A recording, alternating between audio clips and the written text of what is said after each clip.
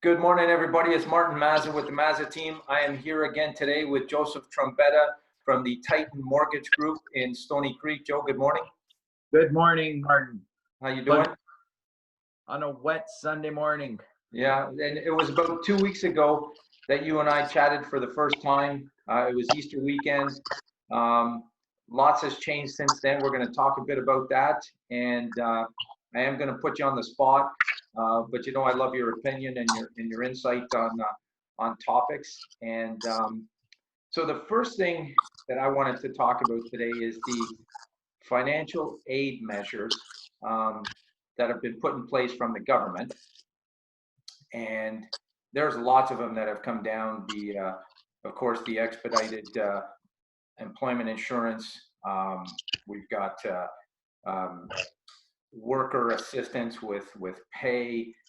There's a whole bunch of things that have come down. What's your take on that, and how's it going to affect us as the country moving forward? The government is throwing everything possible to basically help Canadians right now, and the key in keeping in mind is that keep going forward for small business, and it's a challenging marketplace right now, especially for small business and for most of the employers out there. We're with this COVID-19, safety is our primary focus, right? As an employer and as the government, how do we stop the spread of this virus? There's no vaccine. Testing is being challenged, even though that, we're coming up with these drive-through testing models that are working, but there's a lot of questions still unknown about this virus. So the government is throwing everything possible at trying to make sure that we as Canadians our safety is taken care of. So shelter, you've seen some subsidies going towards, helping you pay your rent, helping you pay your mortgage. But then the government also, is reinforcing also the banks with the deferrals, right? And again, it's not amnesty. You still owe the rent. You still owe interest on your mortgage. It's just being tacked on.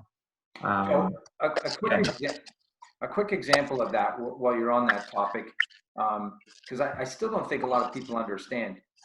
If the bank is going to give you some relief with a mortgage payment, give me an idea. Someone's got a $300,000 mortgage. How does it work, just quickly, simple terms? Let's say your regular mortgage payment is about $1,500, okay, on a $200,000 mortgage, okay, and that's amortized over 25 years or 20 years. You have two components to that payment. So you have the principal and you have the interest. The interest is being capitalized onto the balance of your outstanding mortgage, okay? You've heard some terms, skip a payment in the past. If you make prepayment privileges, you are allowed to have a skip a payment. Yes. Those are basically glorified. Take your interest that you owe for the week or the month and you add it to your balance. So if your interest for the month was $1,000 out of that $1,500, $500 was principal, $1,000 was interest, that $1,000 interest is being added to your outstanding balance. Now you owe $201,000, and interest is accruing on that balance now. So it hasn't disappeared, it's just deferred. It's just deferred. There is no measures that the government has put in place that we have to waive interest. Okay. And depending on the institutions, right? Institutions might not have fees attached to it. Okay. But there could be an administrative fee of $25 for every payment that you're added. And there's some lenders, okay, from institutional might be as low as $25, where you're having private lenders out there helping to defer payments. Well, they're charging up to $300 right per payment to be capitalized. Okay. So it depends on who you're dealing with. Okay. There could be, now in this world, you're going to have all kinds of different lenders, all kinds of different fee schedules, etc. It's best to always talk to your lender directly, via email is the best way today. Always revert in writing to ask for. Okay, that's important. Yeah, So I think it's a good point. Make sure the correspondence is in writing, black and white. Moving forward, people want to know where they stand. Going back to the financial aid measures again, introduced, I think it was last week as well. Small businesses could make an application for a $40,000 loan, and there were some provisions in place where 25% of that is forgivable, and it's interest free for a certain amount of time. Again, are these measures, in your opinion, going to help? I think that's excellent programs. I think for to help out small business, again, I've said this, we have one generous government right now trying to do everything possible to help the Canadian populace, right? And it doesn't matter who you are, what company, small business to big business, they're trying everything possible to help out with the subsidies program, like to help out with subsidies to the employers to keep people on their payroll, right? Okay. Like everybody qualifies, okay? So for your salaried people today, you'll be receiving a 10% subsidy, for your salaries, right? And there's all kinds of programs out there. Again, new territories. Okay, yeah. we're this is the first time ever being challenged with a pandemic. I thought we got rid of the Spanish flu, but something else came back instead, right? But again, in going forward, I think the government, and through all governments worldwide, they're ready to throw whatever it takes to help put the pandemic behind and learn from this. But on a positive spin, I mean, like we're seeing and I think you've said this once or twice, we spoke about this in the past, is that the spin of remotely operating is catching on. Okay, like today we're doing a video conference using Zoom, right? This is innovative. I've never heard of Zoom before. I've heard of FaceTime. I've heard of like different types of audio communication, but Zoom is a new company that's popped out of nowhere. Everybody's using it. We should have bought some stock, Joe, back in January, but hindsight. But you're seeing that, right, Martin? Like this is remotely operating is a thing that, as our businesses grow, and they will grow, okay, your team will grow. One of the things that is it's evolving is the need for commercial space. It could be challenged in the future. I'm not talking about Yeah. Yeah, I get you. So let me jump in. So hot off the press is a new program. It's called the the Canada Emergency Commercial Rent Assistance. And again, I don't want to promote that I'm an expert on this stuff. I'm just doing some reading and listening as most Canadians. But the essence of this program is tenants, small business tenants, are going to get a 75% reduction in their rent for the months of April, May, and June. The breakdown of that is 50% of their rent is going to be paid to the landlord from the government. The landlords themselves are going to have to forgive 25% of the rent, and then the tenant's going to pay 25% of the rent to make up the full payment. And that, I believe that came down just Thursday or Friday of this past week. So again, another program, as you said, the government's trying to do everything in their power to help Canadians. What's your take? My take is very simple. I mean, like, again, this is another beautiful program that's being introduced to the government. But this program here, you need the landlords to participate. It's ultimately up to the landlord to participate in this program.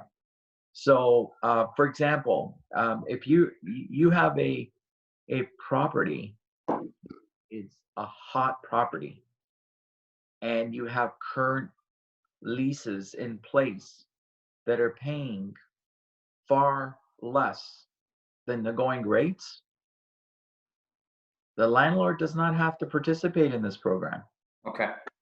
And so what I'm saying is that we have to have the government cannot be a dictatorship and say all landlords will participate. You're asking a landlord to participate or not. Yeah, and I think there's some qualifications too. Businesses have to see or have to demonstrate um, a, a major reduction in revenue to qualify for this reduction in rent, and there's a whole bunch of rules that are going to be in play. But absolutely, there are a lot of programs. I mean, there's a lot of little hidden details to these programs that are being used, right? yeah. So here's a question. So going back to your Zoom comment and working remotely, this is the only way myself and my team meets now, and there's 9 of us, 3 admin and 6 realtors, and for the most part the 6 realtors, we meet this way weekly. We're not getting together, we're not under the same roof, and moving forward, kind of that work from home concept is kind of interesting. I'm not saying it's the way we're going to work continuously in the future, but what are your thoughts around now people kind of adapting their workspace to work from home? What are your thoughts moving forward on that? So I think, like with any company, I think if your handout, like your little employee handout that you give out to people during extreme circumstances, like if we were ever being challenged in the future again by a pandemic, I think we're going to be probably a little bit better equipped and based on our experiences that we're going through today. But if you're looking at commercial space, so for example, Martin, if we're operating out of 1,000 square feet, okay, and you have 9 people with you, okay, that are full time, if your staffing requirements that you require more people to work on staff all of a sudden go up to 24, I think the concept of working remotely, having people operate out of their homes as having an office space, okay, that's catching on. And as time goes on, okay, I think that what could be challenged is that commercial space. Okay, now when will that happen? Is it going to happen tomorrow? I think we have enough commercial space out there today. Maybe the person that's going to be challenged is that development that was going to put up a new office building. Okay, Right. that might be getting challenged. Okay. Okay, so the commercial developers might have to rethink of how going forward and what they're going to be doing. Like there's a couple of commercial. We're seeing this again south of the border in the States. What's going on with their commercial space and some of the REITs that are being challenged with valuations, etc. I think that there's going to be a re-evolution in that commercial space. Right. We could see, a portable office for people where it's multi-purpose office environment. You can rent a room or rent an office for a day or a week, right, or 2 weeks. Well, it's interesting.